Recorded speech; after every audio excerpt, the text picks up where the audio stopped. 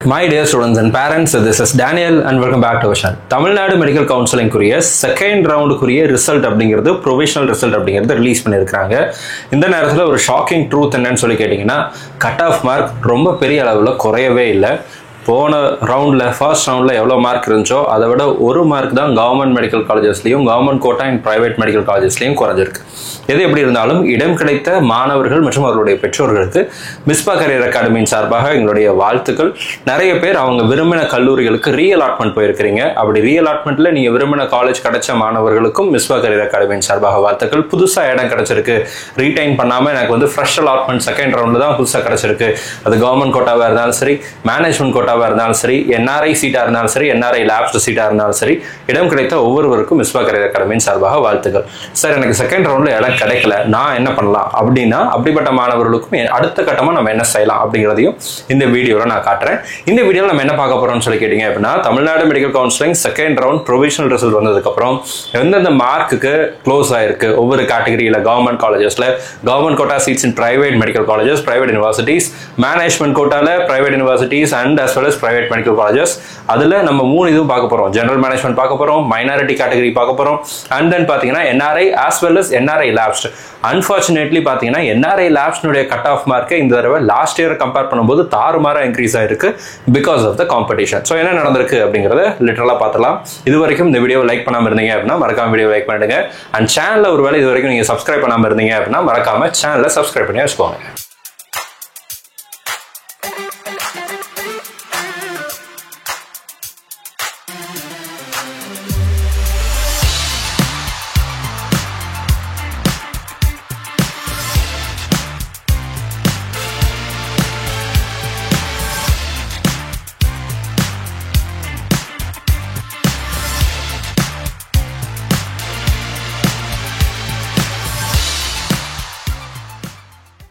So இப்போ நம்ம Tamil Nadu medical கவுன்சிலிங்குடைய first ரவுண்டில் கவர்மெண்ட் மெடிக்கல் காலேஜஸில் எந்தெந்த மார்க்குக்கு சீட்டு கிடச்சிருக்கு அப்படின்னு சொல்லி பார்த்தலாம். இது ஃபர்ஸ்ட் ரவுண்ட் ஓப்பன் கேட்டகரியில் 651 மார்க்காக இருந்தது. செகண்ட் ரவுண்டில் பார்த்தீங்கன்னா 650 மார்க்காக குறைஞ்சிருக்கு.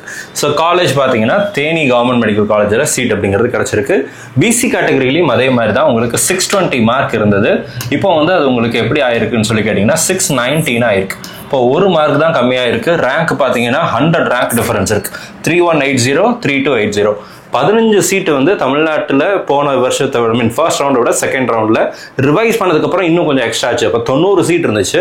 நமக்கு இந்த இடத்துல பார்த்தீங்கன்னா 100 சீட் அப்படிங்கிறது, 100 ரேங்க் அப்படிங்கிறது டிஃபரன்ஸ் அப்படிங்கிறது இருக்கு. அத்தனை பேருக்கும் சீட்டு கிடச்சிருச்சுன்னு நான் சொல்லலை. ஆனால் பார்த்தீங்கன்னா உங்களுக்கு கன்சிடரபிளி சில மாணவர்களுக்கு ஃப்ரெஷ் அலாட்மெண்ட்டில் சீட் அப்படிங்கிறது கிடச்சிருக்கு government medical colleges because of the top scorers who have resign the seat. Already கோட்டாவில் கிடைச்ச சீட்ல ஜாயின் பண்ணதுனால நமக்கு தமிழ்நாட்டில் சில மாணவர்களுக்கு சீட் கிடச்சிருக்கு. கவர்மெண்ட் நீல்கிரீஸ்ல கிடைச்சிருக்கு. பிசிஎம் பொறுத்த வரைக்கும் 612 இருந்து அதே 612 தான். ஆனால் ரேங்க்ல டிஃபரன்ஸ் இருக்கு. பெரிய டிஃபரன்ஸும் வரல. 3709 3715. ஏன்னா பிசிஎம்க்கு ரிசர்வேஷன் 3.5 ரிசர்வேஷன் தான் இருக்கு அப்படிங்கிறதுனால ரொம்ப கம்மியான சீட்ஸ் தான். அதனால பெரிய வேரியேஷன் இல்லை. பட் மாணவருக்கு சீட்டு கிடைச்சிருக்கு. அடுத்ததாக எம்பிசி கேட்டகரி 603 ஒரு மார்க் கம்மியாக இருக்கு. 602 4486 அதே நீல்கிரீஸ்ல தான் சீட்டு கிடைச்சிருக்கு. அண்ட் எஸ்சி கேட்டகரி பொறுத்த வரைக்கும் 536 535 மார்க்காக இருக்கு. அங்கேயும் அதே மாதிரி ஒரே மார்க் தான் குறைஞ்சிருக்கு. 10635 Nilgiris medical college. And then பார்த்தீங்கன்னா எஸ்சிஏ 463 463 தான் அப்படியே ரீடைன் பண்ணிட்டாங்க. எஸ்டி கேட்டகரியில் ரீடைன் ஆகலை. ஆனால் மார்க்கில் பார்த்தீங்கன்னா நமக்கு கிட்டத்தட்ட 482 477 மார்க்காக குறைஞ்சிருக்கு. இந்த ஒரு கம்யூனிட்டியில் தான், எஸ்டியில் மட்டும்தான் நமக்கு சீட்ஸ் அப்படிங்கிறது கொஞ்சம் அதிகமாக மூவ் ஆயிருக்கு. அதாவது மார்க்குங்கிறது கொஞ்சம் அதிகமாக மூவ் ஆயிருக்கு. அடுத்ததாக government quota seats in private medical colleges first round as well as second round ரெண்டையும் பார்த்தலாம். இது வரைக்கும் இந்த வீடியோவை லைக் பண்ணாமல் இருந்தீங்க அப்படின்னா மறக்காம வீடியோவை லைக் பண்ணிடுங்க. So first round private medical colleges 607 மார்க்ல இருந்து ஒரு மார்க் கம்மியாக இருக்கு. 606 4187 தாகூர் மெடிக்கல் காலேஜில் சீட் அப்படிங்கிறது கிடைச்சிருக்கு. பிசி கேட்டகரியிலையும் அதே மாதிரி ஒரே மார்க் தான் கம்மியாக இருக்கு. 6061 இந்திரா மெடிக்கல் காலேஜில் சீட் கிடைச்சிருக்கு. பிசிஎம்ல பார்த்தீங்கன்னா ஒரு மார்க் கம்மியாக இருக்கு.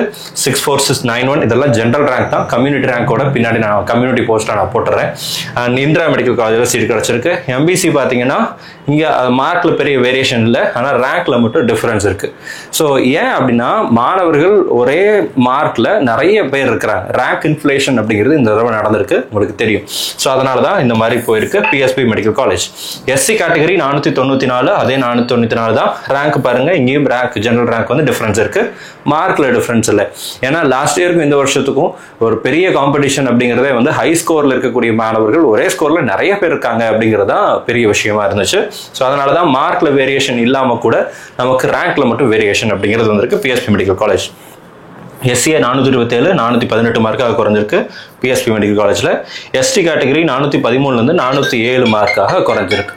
ஸோ இதெல்லாம் தான் இப்போதைக்கு செகண்ட் ரவுண்டில் ப்ரைவேட் மெடிக்கல் காலேஜஸில் closing cut off mark. Management quota பொறுத்த வரைக்கும் ஜென்ரல் மேனேஜ்மெண்ட்டில் பெரிய வேரியேஷன் நடக்கல, 4 மார்க் தான் குறைஞ்சிருக்கு. போன வருஷத்தை கம்பேர் பண்ணும்போது இந்த வருஷம் மார்க்கில் பெரிய வேரியேஷனே நடக்கல. லாஸ்ட் இயர் ஃபர்ஸ்ட் ரவுண்டுக்கும் செகண்ட் ரவுண்டுக்கும் பெரிய வேரியேஷன் இருந்துச்சு. அண்ட் இந்த வருஷம் பார்த்தீங்க அப்படின்னா ஃபீஸ் அதிகமாக இருந்தாலும் கூட மாணவர்கள் நிறைய பேர் ஹை மார்க்கில் இருக்கிறதுனால பெரிய வேரியேஷன் அப்படிங்கிறது நடக்கல. 4 மார்க் தான் குறைஞ்சிருக்குங்க ஜென்ரல் மேனேஜ்மெண்ட்டில். 2420 2542 ரேங்க்ல பெரிய வேரியேஷன் இருக்கு, ஆனால் மார்க்ல 4 மார்க் தான் இருக்கு. ஸோ பிஎஸ்பி மெடிக்கல் காலேஜில் சீட் கிடச்சிருக்கு. தெலுங்கு மைனாரிட்டியில் பார்த்தீங்கன்னா 306 மார்க்லேருந்து 281 மார்க்காக குறைஞ்சிருக்கு. அண்ட் மலையாள மைனாரிட்டியில் சீட் ரீடைன் பண்ணிட்டாங்க, பெரிய வேரியேஷன் நடக்கல. கிறிஸ்டியன் மைனாரிட்டியில் மார்க் குறைஞ்சிருக்கு, 443 மார்க் வரைக்கும் சீட் கிடச்சிருக்கு. அடுத்ததாக பார்த்தீங்கன்னா சிஎம்சியில் பார்த்தீங்கன்னா ஜென்ரலில் பார்த்தீங்கன்னா உங்களுக்கு மார்க் கம்மியாக இருக்கு. 5வது ரேங்க்ல இருக்கிற மாணவர் இது பண்ணிட்டாரு. ஸோ 9th ரேங்க்ல இருக்கிற மாணவருக்கு வந்து சீட்டுங்கிறது கிடைச்சிருக்கு சிஎம்சி வெல்லூர், சிஎம்சி ஜென்ரல். ஓகேங்களா. அடுத்த சிஎம்சி மைனாரிட்டி நெட்வொர்க்ல நமக்கு 3 மார்க் குறைஞ்சிருக்கு. சிஎம்சி வெல்லூர். சிஎம்சி ஸ்டாஃப் கோட்டால பெரிய வேரியேஷன்ல சீட் ரீடைன் பண்ணிட்டாங்க. என்ஆர்ஐல 127 மார்க், அதே மார்க் தான், ஆனால் ரேங்க்ல மட்டும் வேரியேஷன் அப்படிங்கிறது இருக்கு. பனிமலர் மெடிக்கல் காலேஜில் சீட் அப்படிங்கிறது கிடைச்சிருக்கு. என்ஆர்ஐ லேப்ஸ்டு, என்ஆர்ஐல ஃபில் ஆகாத சீட், என்ஆர்ஐ சீட் ஃபில் ஆகாத அந்த சீட் வந்து என்ஆர்ஐ லேப்ஸாக கன்வெர்ட் ஆகும்னு சொன்னோம். 21.5 லட்சம் ரூபாய். சில கல்லூரிகளில் ஃபீஸ் குறைச்சாங்கன்னு சொல்லி நம்மளே கூட இப்போ இதுக்கு முன்னாடி நிறைய வீடியோவில் பேசியிருப்போம். நம்ம டீம்லேருந்து உங்களுக்கு இன்ஃபர்மேஷன் கொடுத்துருப்பாங்க. அதில் சேர்ந்த மாணவர்கள் பார்த்தீங்கன்னா 296 மார்க்கு சீட்டு கிடைச்சிருக்கு. போன வருஷம் எல்லாம் குவாலிஃபைங் மார்க் எடுத்தாலே என்ஆர்ஐ லேப்ஸ் சீட்டு கிடைக்கும். இந்த வருஷம் கிட்டத்தட்ட 300 மார்க் எடுத்தால் தான் என்ஆர்ஐ லேப்ஸ்டே கிடைக்கும் அப்படிங்கிற மாதிரியான போக்கு அப்படிங்கிறது நடந்திருக்கு, சூழ்நிலை அப்படிங்கிறது இருக்கு. ஸோ எந்த காலேஜ்னு பார்த்தீங்கன்னா பிஎஸ்பி மெடிக்கல் காலேஜ். இது private medical colleges. Similarly private யூனிவர்சிட்டிஸும் பார்த்துடலாம். பிரைவேட் யூனிவர்சிட்டிஸில் ஃபர்ஸ்ட் ரவுண்டில் 518 மார்க், இப்போ 498 மார்க். இங்கே மட்டும்தாங்க மார்க்குங்கிறது கொஞ்சம் அதிகமாக குறைஞ்சிருக்குது பிரைவேட் யூனிவர்சிட்டியில். பிகாஸ் ஒரு காலேஜ் புதுசாக வந்திருக்கு, ஃபீஸ் ஜாஸ்தி, இந்த மாதிரி ரீசன்னால சில மாணவர்கள் இங்கேருந்து வெளியே வந்தாங்க. தெலுங்கு மைனாரிட்டி 272லேருந்து 257 மாறி இருக்கு. என்ஆர்ஐ 127லேருந்து 134 மாறிடுச்சு. ஏன் அப்படின்னா என்ஆர்ஐ பிரைவேட் யூனிவர்சிட்டியில் ஃபீஸ் ஜாஸ்தி. ஸோ அவ்வளோ ஹை ஃபீஸ் கொடுத்து என்ஆர்ஐ இன் பிரைவேட் யூனிவர்சிட்டிஸ் படிக்கிறதுக்கு டீம்டு யூனிவர்சிட்டிஸ் படிச்சுட்டு போயிடலாம் அப்படின்னு மாணவர்கள் நினைச்சிருந்திருக்கலாம். ஸோ அதனால அங்கிருந்து கொஞ்சம் பேர் என்ன பண்ணாங்கன்னா ஃப்ரீ எக்ஸிட் விட்டாங்க. ரிவைஸ்டு வேகன்சி போர்ஷன் விடும்போதே NRI seats in private universities கொஞ்சம் இன்க்ரீஸ் ஆயிருந்துச்சு. ஸோ அதனால தான் இங்கே மார்க் அப்படிங்கிறது கொஞ்சம் அதிகமாக போயிருக்கு. அண்ட் என்ஆர்ஐ லேப்ஸ் புதுசாக யாரும் சேரல. 134 இருந்த மாணவர் வந்து பார்த்தீங்கன்னா சீட்டை ரீடைன் தான் பண்ணியிருக்காரு, புதுசாக யாரும் சேரல. அடுத்ததா என்ஆர்ஐ லேப்ஸ் பார்த்தீங்கன்னா 236 மார்க். ஸோ அங்கே நம்ம 296 பார்த்தோம், அண்ட் இங்கே 236 மார்க். இந்த ரெண்டுக்கும் இடையில 60 மார்க் டிஃபரன்ஸ் இருக்கு. ஆனால் 236 மார்க் எடுத்தால் தான் ப்ரைவேட் யூனிவர்சிட்டிஸ்லேயே என்ஆர்ஐ லேப்ஸ் சீட் அப்படிங்கிறது இருக்குது அப்படிங்கிற ஒரு யதார்த்தத்தை நம்ம புரிஞ்சுக்க வேண்டியிருக்கு. ஸோ இதில் எத்தனை பேர் சேர போகிறாங்க, சேராமல் விட போகிறாங்க அப்படிங்கிறத பொறுத்து தேர்ட் ரவுண்டுக்கு வேக்கன்சிஸ் அப்படிங்கிறது வரலாம். ஸோ அடுத்ததாக கவர்மெண்ட் டென்டல் காலேஜஸ்னுடைய இதையும் பார்த்துடலாம். ஓப்பன் கேட்டகரி பெரிய வேரியேஷன் இல்லை, சீட் ரீடைன்டு. பிசி கேட்டகரி 597லேருந்து 7 மார்க் குறைஞ்சிருக்கு, 590. பிசிஎம் 601லேருந்து 594 கம்மியாக இருக்குது. எம்பிசி 583லேருந்து 586 3 மார்க் குறைஞ்சிருக்கு. எஸ்சி 513லேருந்து 505 8 மார்க் குறைஞ்சிருக்கு. எஸ்சிஏ 443 சீட் ரீடைன் ஆயிடுச்சு. எஸ்டி 454 454 சீட் ரீடைன் ஆயிடுச்சு. ஸோ எஸ்சிஏ அண்ட் எஸ்டி கேட்டகரியில் சீட் அப்படிங்கிறது ரீடைன் ஆயிடுச்சு. ஸோ இப்போ சீட்டு கிடைச்ச மாணவர்கள் என்ன செய்யணும், அடுத்ததான் என்ன செய்யணும் அப்படின்னு சொல்லி கேட்டிங்க அப்படின்னா, உங்களுக்கு எந்த காலேஜ் கிடைச்சிருக்கோ அந்த காலேஜுக்கு நீங்கள் வந்து என்ன பண்ணணும் அப்படின்னா டைரெக்டாக விசிட் பண்ணணும். அதுக்கு முன்னாடி நாளைக்கு ப்ரொவிஷனல், இன்னைக்கு ப்ரொவிஷனல் வந்திருக்கு, நாளைக்கு ஃபைனல் ரிசல்ட் வரும். இந்த ஃபைனல் ரிசல்ட் வந்ததுக்கப்புறம் அலாட்மெண்ட் ஆர்டரை நீங்கள் டவுன்லோட் பண்ணணும். ஆஃப்டர் டவுன்லோடிங் த அலாட்மெண்ட் ஆர்டர் உங்களுக்கு ஃபாஸ்ட் ரவுண்டில் ரீஅலாட்மெண்ட்டில் எனக்கு வந்து புதுசாக சீட்டு ரீஅலாட்மெண்ட் கிடச்சிருக்கு, நான் வந்து ஃப்ரெஷ்ஷாக எனக்கு செகண்ட் ரவுண்டு தான் புதுசாக சீட்டு கிடச்சிருக்கு அப்படின்ட்டு இருக்கக்கூடிய மாணவர்கள் நீங்கள் இருந்தீங்கன்னா டைரெக்டாக அலாட்மெண்ட் ஆர்டர் எடுத்துகிட்டு உங்களுக்கு எந்த காலேஜ் வந்திருக்கோ அந்த காலேஜுக்கு நீங்கள் போயிடலாம். எனக்கு ரீஅலாட்மெண்ட் கிடச்சிருக்கு சார், ஃபர்ஸ்ட் ரவுண்டில் வேறு காலேஜில் இருந்தேன், இப்போ வேறு காலேஜ் எனக்கு கிடச்சிருக்கு அப்படின்னு இருக்கிற மாணவர்களாக ஒருவேளை நீங்கள் இருந்தீங்க, அந்த பெற்றோரில் நீங்கள் இருந்தீங்க அப்படின்னா what you have to do is allotment order download பண்ணுங்க. டிஃபரன்ஸ் ஆஃப் ஃபீஸ், அதாவது பழைய காலேஜுக்கும் இந்த காலேஜுக்கும் டியூஷன் ஃபீஸில் ஏதாவது வேரியேஷன் இருந்துச்சு, ஃபீஸ் அதிகமாக இருந்துச்சுன்னா நீங்கள் பே பண்ணணும், ஃபீஸ் கம்மியாக இருந்துச்சுன்னா நீங்கள் ஃபீஸ் எதுவும் பே பண்ண வேண்டியதில்லை, பேலன்ஸை உங்களுக்கு ரீஃபண்ட் பண்ணிடுவாங்க. ஆனால் எல்லா ப்ராசஸும் முடிஞ்சதுக்கப்புறம் தான், மேபி நவம்பர் அல்லது டிசம்பரில் நடக்கலாம். ஸோ இப்போ அலாட்மெண்ட் ஆர்டர் டவுன்லோட் பண்ணதுக்கப்புறம் ஃபர்ஸ்ட் ரவுண்டில் உங்களுக்கு ஒரு காலேஜ் கிடச்சிருக்கும் இல்லையா, அந்த காலேஜுக்கு அந்த அலாட்மெண்ட் ஆர்டர் காப்பியை எடுத்துகிட்டு போய் அவங்க கிட்ட கொடுங்க. ரெசிக்னேஷன் ஃபார்மாலிட்டிஸ் கம்ப்ளீட் பண்ணுங்க, உங்களுடைய ஒரிஜினல் டாக்குமெண்ட்ஸ் எல்லாம் வாங்கிக்கோங்க. Hostel fees and other fees pay பண்ணியிருந்தீங்கன்னா அதை எப்போ ரீஃபண்ட் தருவீங்க அப்படிங்கிற டீட்டெயில்ஸ் எல்லாம் கேட்டுட்டு ரீஃபண்ட் கொடுத்தாங்கன்னா வாங்கிக்கோங்க, அல்லது உங்களுக்கு எப்போ தருவோம்னு சொல்கிறாங்களோ அந்த ப்ராசஸ் எப்படி அப்படிங்கிறத கேட்டு தெளிவாக புரிஞ்சுக்கிட்டு அதுக்கப்புறம் செகண்ட் ரவுண்டில் உங்களுக்கு கிடைச்ச காலேஜுக்கு நீங்கள் நேரடியாக போகணும். ஸோ இதுதான் நமக்கு செகண்ட் ரவுண்டில் ரீ அலாட்மெண்ட் கிடைத்த மாணவர்கள் செய்ய வேண்டியது. எனக்கு செகண்ட் ரவுண்டில் சீட்டே கிடைக்கல சார், நான் என்ன பண்ணுறது அப்படின்னு சொல்லி கேட்டிங்க அப்படின்னா, we can wait for third round. Third ரவுண்ட்லேயே நம்ம என்ன பண்ணலாம் அப்படின்னா பார்ட்டிசிபேட் பண்ணலாம். சீட் எவ்வளோ வருது அப்படின்னு சொல்லி பார்க்கலாம், வேகன்சி பொசிஷன் எவ்வளோ வருதுன்னு பார்க்கலாம், அதுக்கு தகுந்த மாதிரி இது பண்ணலாம்.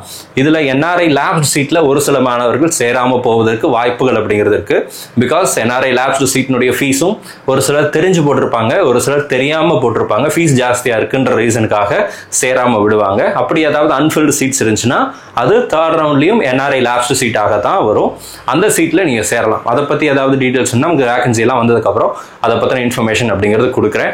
ஒருவேளை எனக்கு மார்க் கம்மியாயிருச்சு இந்த செகண்ட் ரவுண்டுக்கு அப்புறம், தேர்ட் ரவுண்டுக்கு நான் போகலாமா வேண்டாமா அல்லது அப்ராடில் போய் படிக்கலாமா அப்படிங்கிற மாதிரி கன்ஃபியூஷன் இருந்துச்சு அப்படின்னா அப்ராட் போய் படிக்கலாம். ஆனால் நல்ல கண்ட்ரீஸாக சூஸ் பண்ணி படிங்க. ஒருவேளை அப்ராடில் எந்த கண்ட்ரீஸ் போனால் நல்லாயிருக்கும் அல்லது எங்கெல்லாம் என்எம்சி ரெகுலேஷன் கரெக்டாக இருக்குது அப்படிங்கிறத பற்றி தெரிஞ்சுக்கணும்னா இந்த வீடியோ கீழே கூகுள் ஃபார்ம் ஒன்று கொடுத்துருக்கிறேன். அதில் உங்களுடைய டீடைல்ஸ் ஃபில் பண்ணுங்கள். நம்ம டீம் வந்து உங்களுக்கு கால் பண்ணி இன்ஃபர்மேஷன் கொடுப்பாங்க. அதுக்கப்புறம் நீங்கள் ஒரு டிசிஷன் எடுக்கலாம். இல்லை சார், எனக்கு வந்து செகண்ட் ரவுண்டில் ஒரு காலேஜ் கிடச்சிருக்கு, ஆனால் ஃபர்ஸ்ட் ரவுண்டில் கிடைச்ச காலேஜ்லேருந்து செகண்ட் ரவுண்டில் ரீ அலாட்மெண்ட் கிடச்சிருந்தாலும் சரி, ரீ அலாட்மெண்ட் கிடைக்கலனாலும் சரி, தேர்ட் ரவுண்டுக்கும் நீங்கள் ரீ அலாட்மெண்ட் ட்ரை பண்ணலாம், அப்கிரேடேஷன் ட்ரை பண்ணலாம். ஸோ அதுக்கு என்ன பண்ணுறது அப்படிங்கிறத பற்றி அடுத்தடுத்த வீடியோவில் நான் உங்களுக்கு தெளிவாக பண்ணுறேன், தெளிவாக எக்ஸ்பிளைன் பண்ணி ஒரு வீடியோவே போடுறேன். இந்த வீடியோ உங்களுக்கு கண்டிப்பாக யூஸ்ஃபுல்லாக இருக்கும்னு நினைக்கிறேன். ஒரு பெரிய லென்த்தியான வீடியோ, பட் ஃபுல்லாக பார்த்துருப்பீங்கன்னு நினைக்கிறேன். ஃபுல்லாக பார்த்ததுக்கு உங்களுக்கு என்னுடைய நன்றிகள்.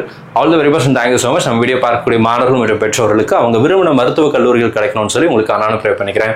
All the very best and thank you so much. மறக்காமல் சேனலை சப்ஸ்கிரைப் பண்ணிக்கோங்க. தேங்க்யூ.